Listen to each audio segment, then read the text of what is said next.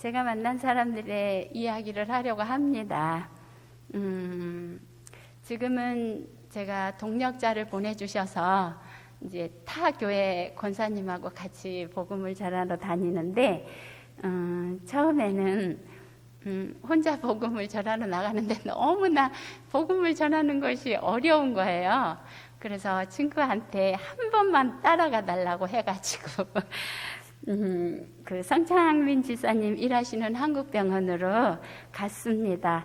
코로나 이전에 성 집사님께서 든든한 도움을 주셔가지고 병원으로 가게 됐어요. 병실을 방문할 때 잠자는 환자들이나 빈 병상들이면 너무 안심이 돼서 다 자고 있고 병상이 비어 있으니까 복음 못 전하고 그냥 나오면 마음이 굉장히 편안해지는 거예요.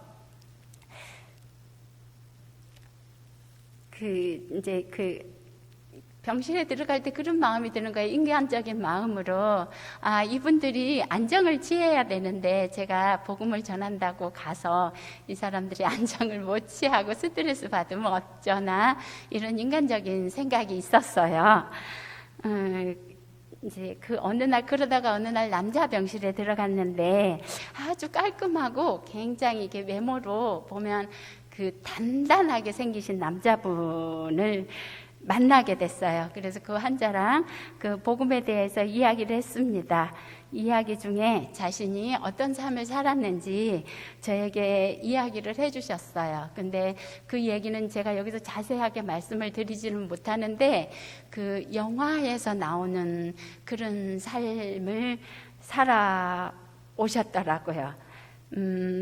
근데 그분의 이야기를 들으면서 너무 무섭고 너무 떨렸는데 하나님이 이렇게 함께 하여 주시니까 두려움과 그 무서움을 사라지게 해주시더라고요. 그래서 그분의 이야기를 들으면서 저분이 얼마나 어린 시절부터 외로웠을까, 힘들었을까, 보호해 주시는 부모님이 계셨으면 저렇게 되지 않았을 텐데 하는 안타까운 생각이 들었습니다. 근데 평도 갔으면 그분 다시는 제 성격으로 만나지 않을 분이죠. 그런데 자꾸 하나님이 그분에게 마음을 가게 하시는 거예요. 그래서 다음날 다시 오겠다고 하고 이제 집으로 들어왔는데 이걸 가야 되나 말아야 되나 그런 갈등이 생기면서 그래도 그 다음 날이 되니까 또 가게 되어졌어요. 그리고 계속 또 복음을 전했는데 그분이 이제 그분이 계셨던 곳에서 이제 복음을 좀 들으셨나 봐요.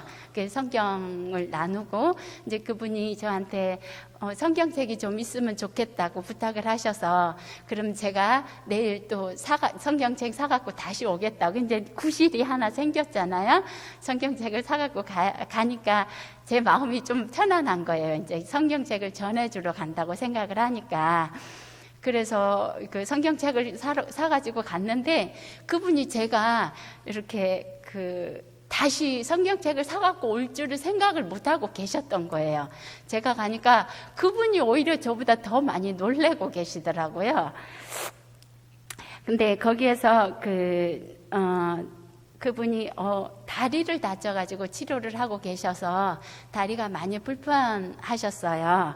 네.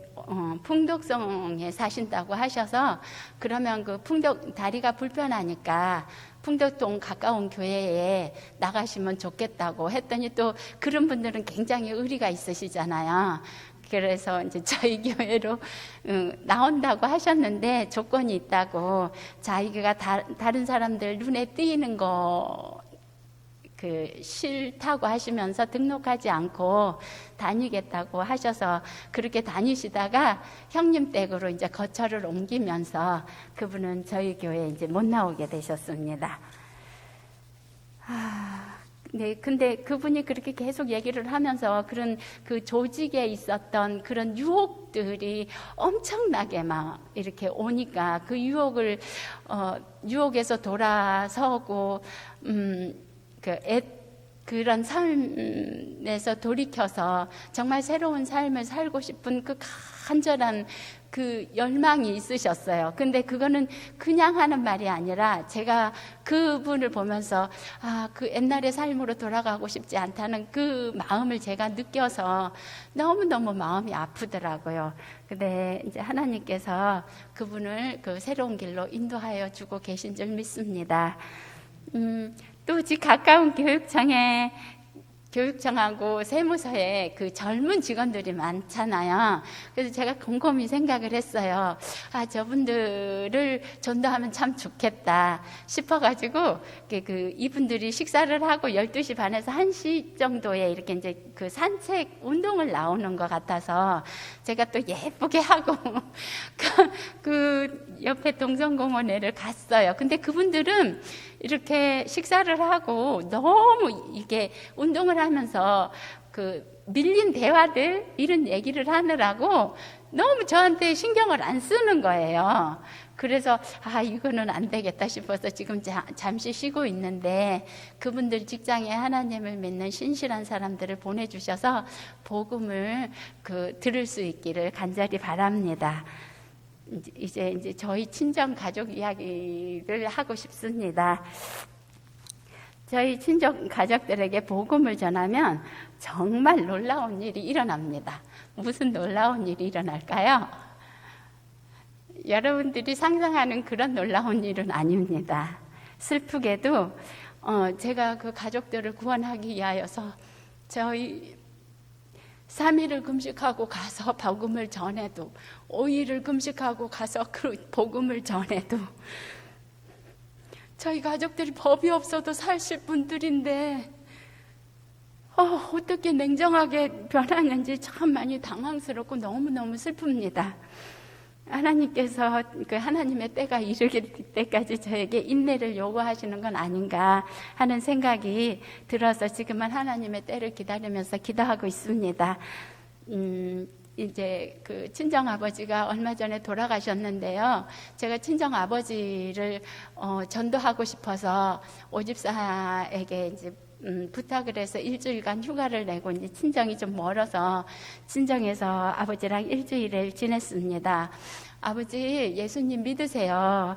이렇게 권면을 했더니 아버지께서 내가 조금만 젊었으면 믿겠는데 이제 늦어서 너나 잘 믿거라 이렇게 말씀하시는 거예요.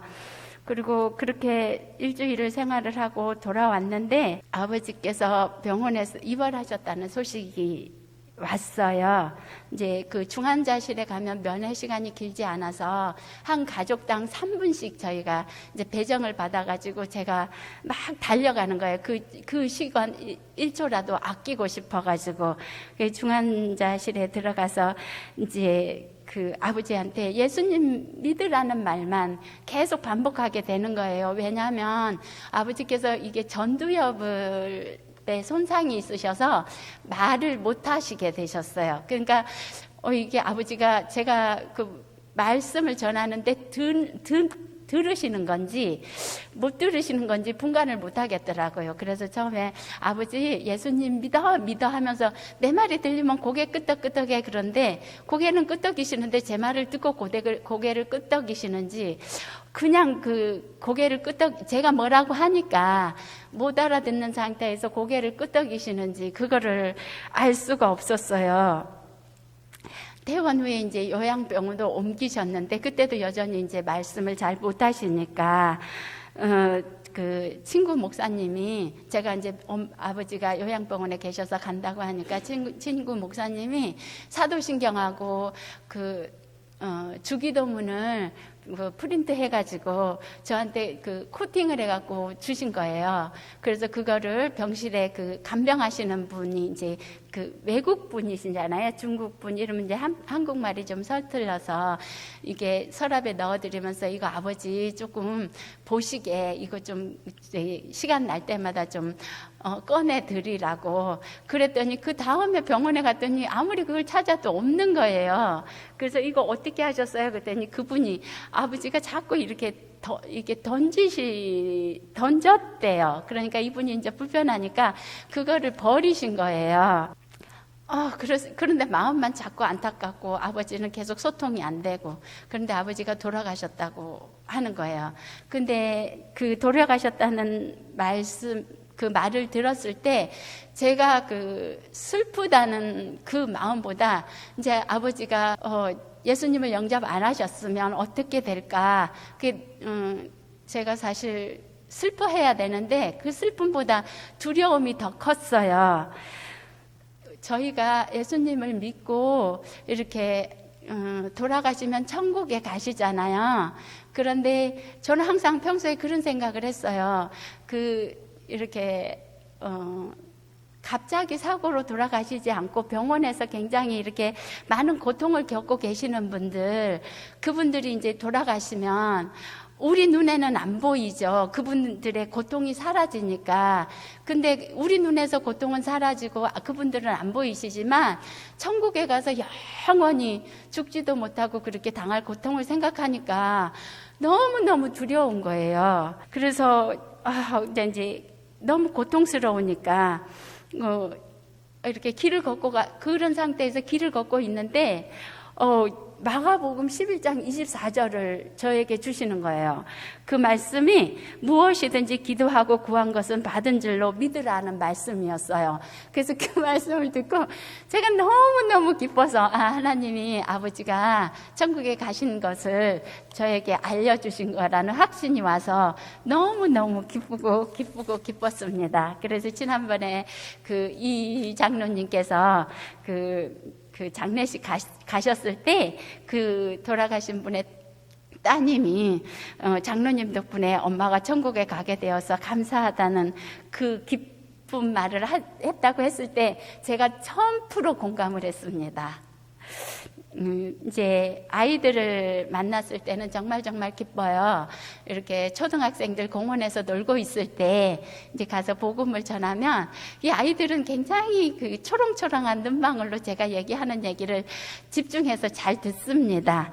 잘 듣고 이렇게 복음을 전하고 나서 너희들 내 말이 믿어지니? 라면 대부분이 네 라고 고개를 끄덕여요. 그러면 그 애들에게 그럼 예수님 영접할래? 라고 물어봐요. 그러면 그 애들이 특별한 아이들 아니면 네 그래요. 이제 뭐 자세히 알지는 못하겠지만 네 그러는 아이들한테는 너가 지금 예수님을 영접하면 너는 하나님의 자녀가 되고 하나님께서는 너의 아빠가 되시는 거야. 너 안에 오셔서 너를 구원하여 주시고 천국에 가게 해주시고 함께 살아가시면서 너를 도와주시고 너를 좋은 길로 인도해 주시는데 하면 그러겠다고 해서 아이들 대부분이 그렇게 대답하는 아이들에게는 영접을 시킵니다. 그러면서 나 따라하라고 해서 하나님, 그동안 제가 하나님을 모르고 살면서 많은 죄를 지었습니다. 엄마 아빠 말씀 안 듣고 선생님 말씀도 안 듣고 친구들이랑 싸우고 거짓말을 했습니다. 이런 저의 모든 죄를 용서해 주세요. 지금 제 마음의 문을 열고 예수님을 저의 주인으로 영접합니다. 아멘. 이렇게 얘기하면서 이제 그 아이들한테 이렇게 얘기를 해요. 너희가 이렇게 생활을 하면서 엄마한테도 말하지 못할 일, 선생님한테도 말 못할 일, 또 친구한테도 말하지 못할 그런 일이 있을 때 하나님 이렇게 부르고 이런 일이 있는데 하나님 도와주세요. 예수님 이름으로 기도합니다. 이렇게 하면은 하나님께서 다 들어주시고 또 이제 하나님의 때에 너희들을 도와주신단다. 이렇게 하고 요렇게 전도는 이제 중학생까지 해요. 이렇게 중학생 이게 남자애들 이런 애들이 혼자 갈 때는 참 복음 전하기가 좋아요. 그렇게 하면 거의 다 그 애들이 영접하고 가거든요. 그리고 이제 전화번호를 물어보면 안 가르쳐 주잖아요. 그래서 이렇게 얘기해요. 학교에 너희 반에 예수님 믿는 친구 있으면 그 친구한테 내가 예수님 영접했으니까 나 좀 교회 데려가 주라. 이렇게 해서 같이 꼭 다니라고 해요. 그러면 제 생각에는 이런 생각이 드는 거예요. 그 초등학생들이 나중에 사춘기가 됐을 때 그 질풍노도와 같은 그 감정의 기복이 있을 때 누구한테도 도움을 받지 못할 때 그때 내가 예수님을 영접했는데 그 아줌마 그 할머니가 이렇게 하나님한테 기도하면 다 들어주신다고 했지 해서 걔가 그런 도움을 받지 않을까 그런 생각을 합니다. 한 번은 또 저희 집에 외국인 노동자가 왔어요. 젊은 총각인데 저더러 예수 그러는 거예요. 그래서 제가 오케이 예수 그랬는데 그 젊은 총각은 알라라고 하더라고요. 근데 같이 오신 그 분이 집사님이셔서 아마 그분이 이게 한국에 여기 한국에서 사는 동안에 예수님을 영접했으면 참 좋겠습니다. 또 얼마 전에는 목캔디 그때 나눠주셨죠. 그 남은 거를 제가 가지고 가서 전도를 하는데 요 밑에 공원에서 전도를 하는데 남자분 두 분이서 대화를 막 굉장히 이렇게 진중하게 하시는 거예요. 그래서 살짝기 가서 예수님 믿으세요 하니까 이제 안 받으려고 하시는 거예요. 그래서 제가 안 되겠다 싶었고 저는 저기 덕신교회에서 나왔습니다. 그랬더니 그 남자분 중에 한 분이 덕신교회에서 나왔으면 내가 받아야 된다고 덕신교회를 너무너무 좋게 생각하고 계시더라고요. 이 근방에 사시는 분이 아닌가 그런 생각이 들었습니다. 이제 개인적으로 제일 어려운 곳이 상가를 방문할 때예요.